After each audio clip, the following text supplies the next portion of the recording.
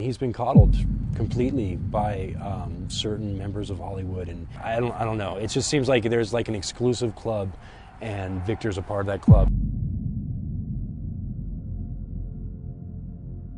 Lethal Lolo.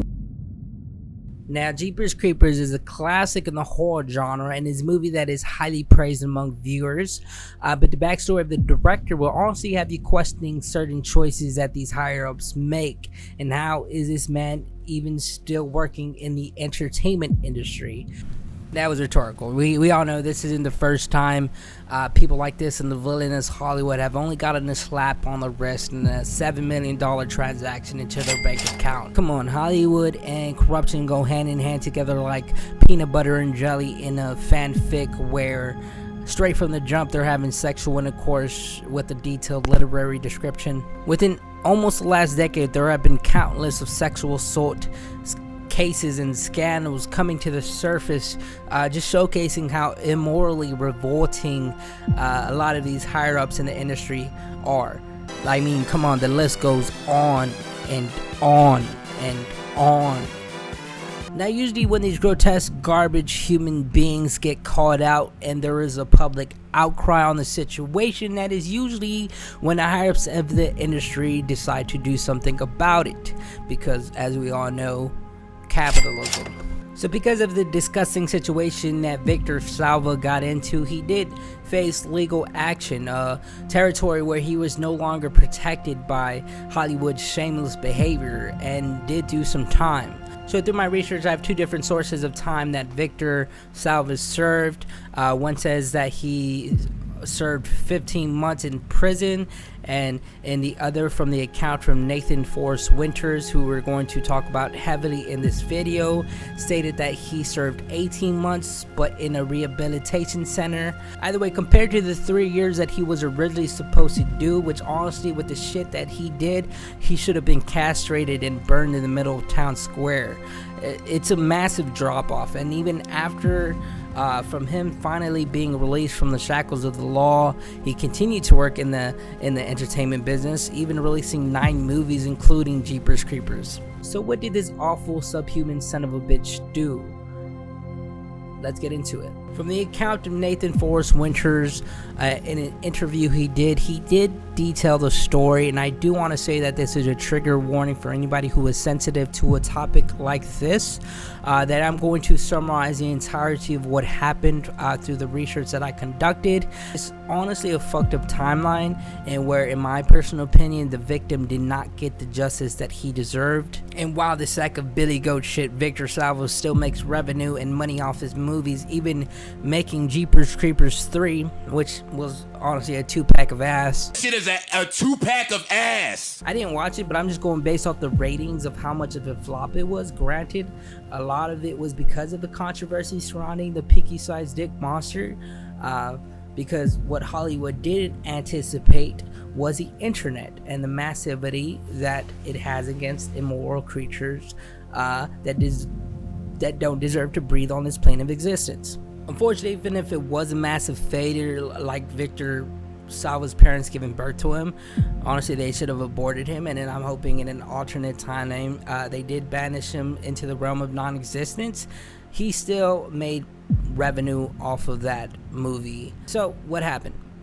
Now, Nathan Forrest Winters' mother, Rebecca Winters, met Victor when he was working at a daycare, which is not a red flag for anybody, but already knowing the gruesome attributes that his genetics selected for him, it's a fucking gruesome and disgusting thought.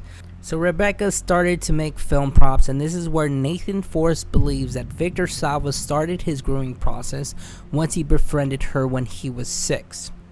There is usually a code that these pedophiles abide to, and Victor Salva checked all the boxes. Initially, he started off with gaining the trust of both the family and Nathan, becoming a very close family friend of theirs. Now, once he gained the trust of the victim and the family, that's where he starts to make suggestions that the child could stay over, and eventually as time passes and as the parents start to get comfortable with the idea of their kid spending time with the abuser, that's when the suggestion of the child spending the night comes into play. Now at this point, I'm sure the levels of comfortability and trust with Salva was already pretty much developed, and especially since at this time Salva was already working on a short called Something in the Basement, in which Nathan played a role in, kind of eased the idea of Nathan spending the night over even more plausible.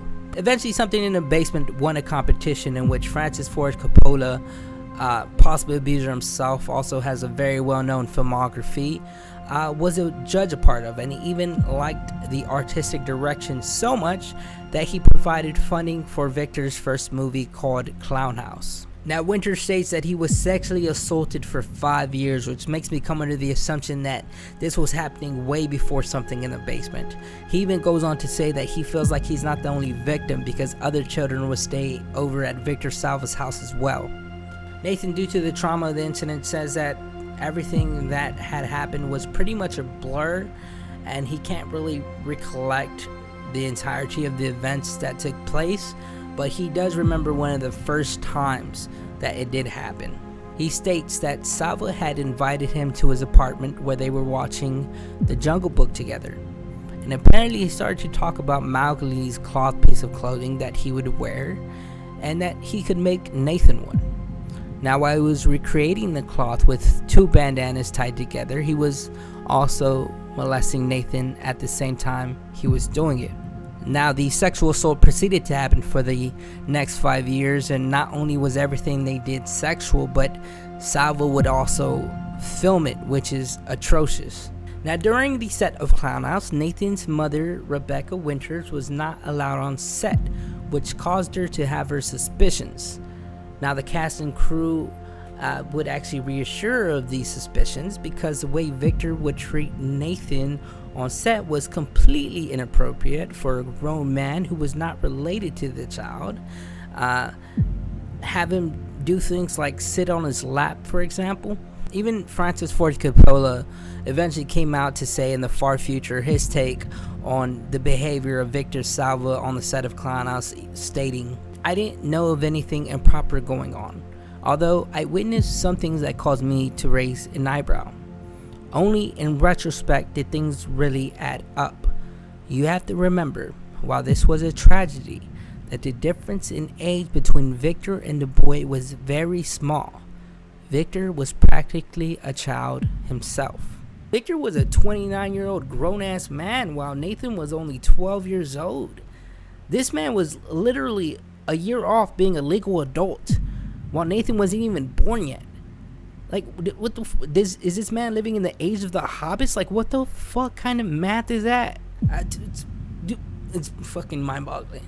Once the filming of the movie ended, that's when Nathan Forrest Winters decided to come to his mother with the truth, in which his mother started to take legal matters into her own hands. Now, unfortunately, the way the system works, if you have money, you are more than likely to be put in a better position, because that equals having a better lawyer, in which, you can guess it, Francis Ford Coppola paid for in order to reduce the sentencing of the worst mistake of a human being, in which he was found guilty, by the way. Pinky-sized dick Salva was now pled guilty of 5 felony counts having lewd and lascivious conduct, oral copulation with a person under 14, and 3 counts of procuring a child for pornography. This creature got 3 years for that he didn't even serve fully, while continuing to make movies, while Nathan Forrest Winters hasn't even hit 1,000 followers on Twitter. It's fucking absurd, you know? Hollywood, man, a bunch of brown-nosed, senile pussies. I'm now coming to the conclusion that Victor Salva is a little representation of Jeepers Creepers. He basically just wrote a movie about himself. Think about it.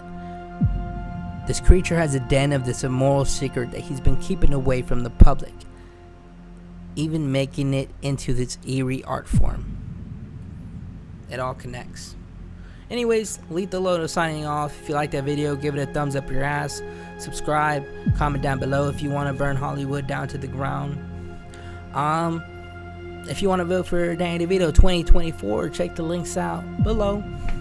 And that... Peace. Know, because there are people who go crazy if they don't know, and that's always their first question to me. What is he?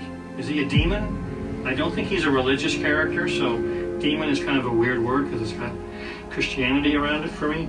I don't think he's a demon. I don't think he's an alien. I don't know what he is, but he's hungry. That's the important thing. I do think he started off as a man. How about that? I do think he started off as a man, and something horrible happened to curse him with this hunger that is the only way that he can survive.